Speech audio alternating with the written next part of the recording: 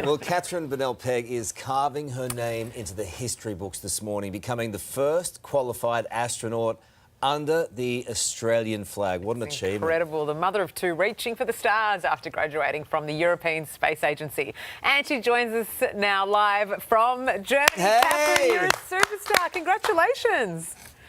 Thank you so much. It's such an honour to have graduated as an astronaut today. Even better, an Australian astronaut, and to be spaceflight ready. It's just pinch me stuff, really.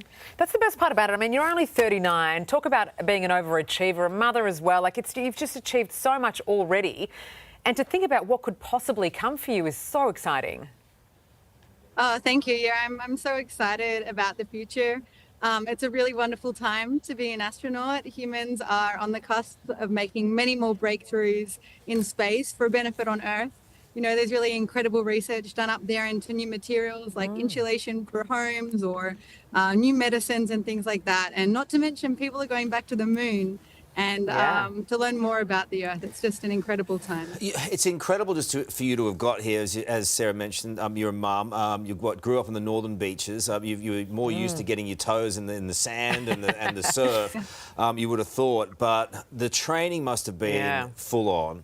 The centrifuge training I was reading about. Just give everyone at home an idea of what that was like. Oh, that was so great. So a centrifuge is where, it's a bit like the movies where there's a long arm and a person in a box at the end of it and it spins around. And when you sit in there, you feel G-forces. So when you see pilots be trained, it goes head to foot. But for astronauts, the force you feel is front to back. So like a crushing force in your chest. We went up to 6G, so you 6 times your normal weight. So you had to have special breathing techniques. And we went through the profile in the dark of like a launch and the stages of a launch and a re-entry. And it wasn't just the ramp up. It was, when the stage drops off, your inner ear plays tricks with you and it feels like you're somersaulting forwards and somersaulting backwards. Amazing. Even stopping, starting. And yeah, you could really imagine it. And, the purpose of the training was to make sure we knew how to handle it for real, so that when we do it next in a simulator, we can operate the different instrument panels, and then in space, you can just get on with the job. So it's kind of like being on the Gravitron at the Ekka after 4 hot dogs.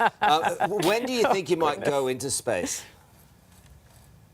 Who knows? That's a question for Australia to answer when the time's right to answer it. We have a young space agency in emerging sectors, so everything's promising, but one step at a time. Let's see.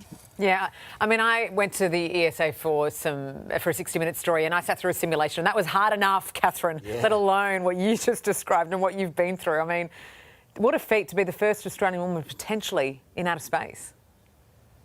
Well, absolutely. And I'm not just excited for me, but for what it could mean for everyone back home, for the ability of Australian scientists, engineers to access space for their discoveries, and also, to help raise that level of aspiration for the next generation, for themselves and their families and their communities, whatever their dreams may be. To show, if you work hard at something and go step by step by step, you can actually get there. Do the work and dare to dream. You're a legend. Incredible Bravo, inspiration. well done. Thanks for being with us. Thank you. You're wonderful, Catherine. I'm excited. That's fantastic. I'll go back to the party now.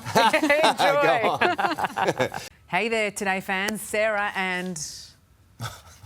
What's my name again? Oh my goodness, Carl. Hey, thanks for watching our YouTube channel, though. Subscribe now for more news, special reports, and amazing Aussie stories. And Carl misbehaving, Whoa, of course. That never happens. Always happens. What's she talking about?